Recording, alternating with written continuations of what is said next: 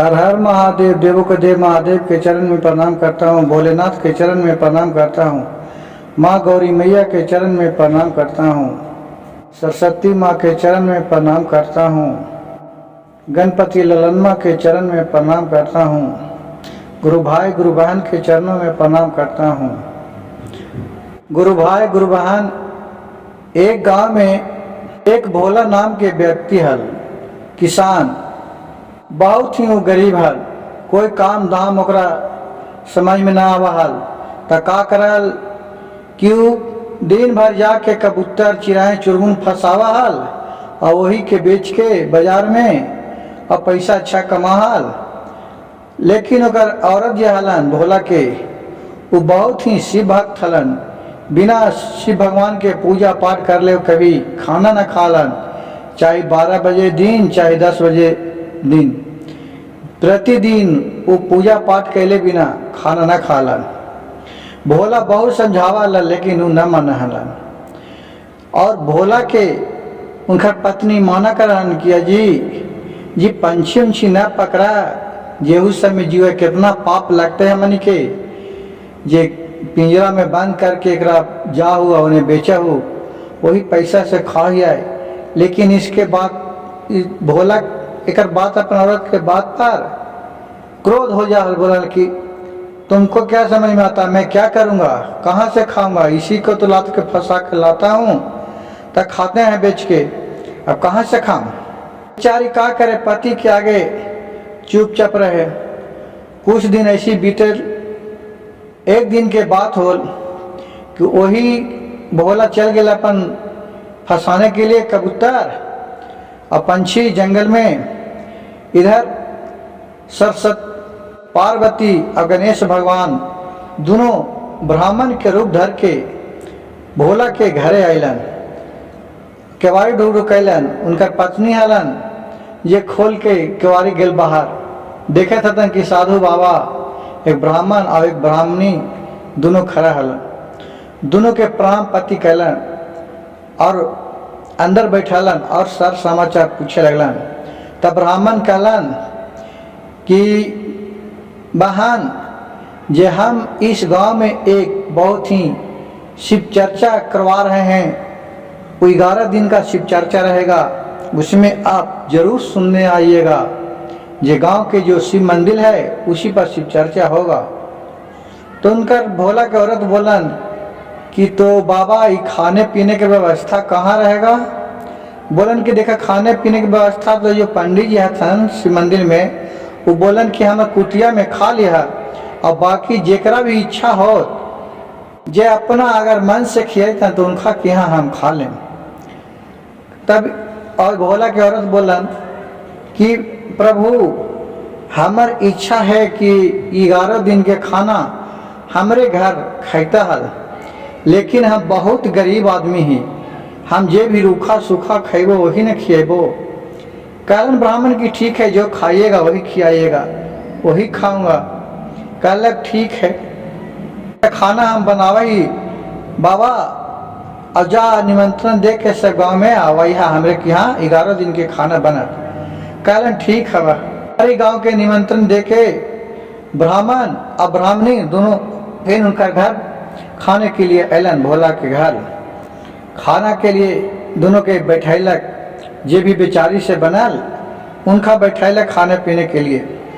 खाना जब खाने के लिए टोरे बाबा, तो देख रहे हैं कि आगे पिंजरा में 2 कौआ बंद है।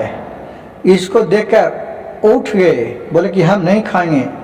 तो बोले कि औरत की का हुआ बाबा, कहा कि आप तो एक पक्षी को बंदी बना कर रखे हुए हैं, मैं तुम्हारे घर में कैसे खाऊंगा, जानती है कि इस पति को कितना पाप लगता है।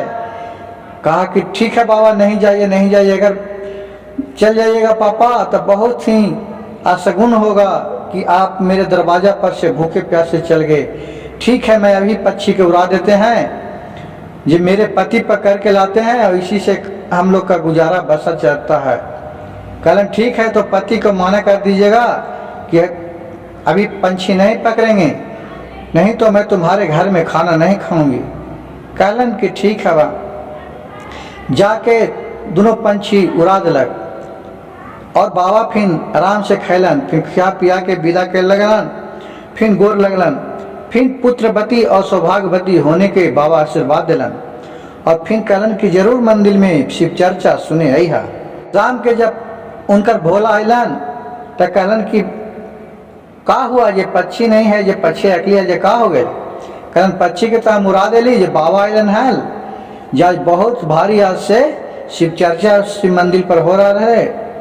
वहें के बाबा अलन जो उनके हम 11 दिन के लिए खाना के लिए बुलैली है और 11 दिन तक तू पक्षी कम से कम न पकड़िए, हमारे इतना बात मान लिया जे। लेकिन इस सब बात सुन के भोला के बहुत ही कूर बरहल, जबूर बरहल। कहलन कि बाकी भोला करे तक का अपन औरत के बात तो माने पर उनका बहुत। कहलन ठीक, तो कहलन ठीक है, हम 7-10 दिन नहीं पकड़ेंगे, 11 दिन पक्षी किसी तरह अपना गुजर बसर करेंगे। वो पक्षी पकड़ने के लिए छोड़ दिया।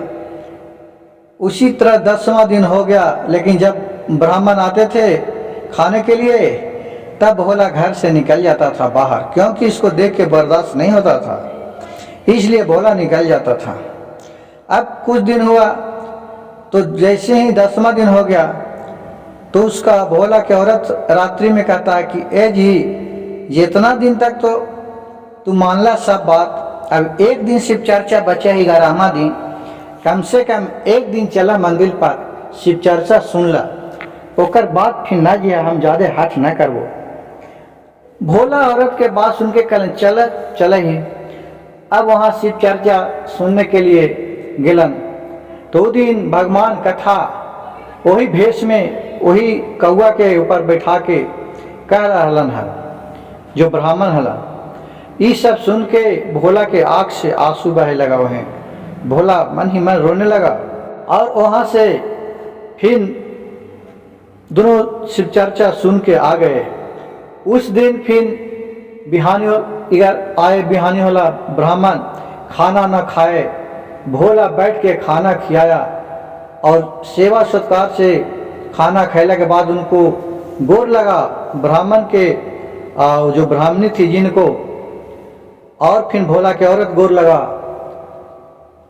उसको देख के भोला के देख के फिर जो ब्राह्मण ब्राह्मणी थे वो कहे कि तुम लोग सौभाग्यवती हो और पुत्रवती बहू हो।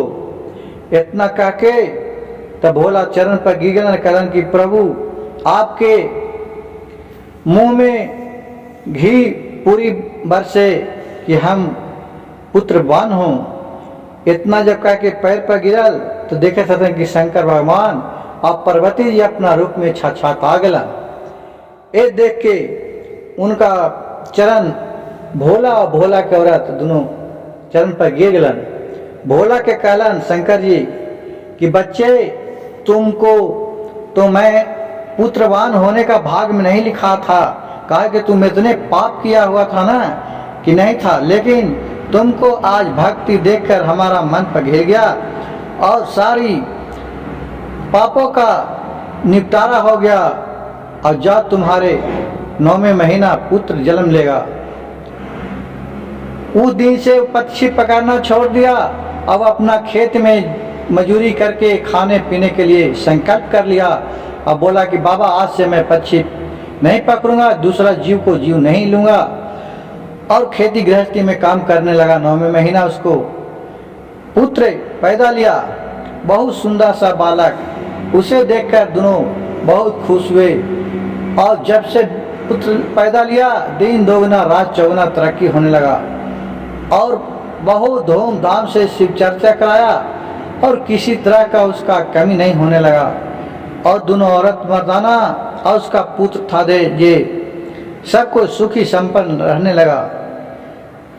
भोले बाबा का कृपा अगम अपार होता है, उन्हीं को दया से वो पुत्रवान हुए। गुरु भाई गुरु बहन जो भी इस कहानी को सुनते होंगे, जो मेरे वीडियो को लाइक कीजिएगा, सब्सक्राइब कीजिएगा और शेयर कीजिएगा।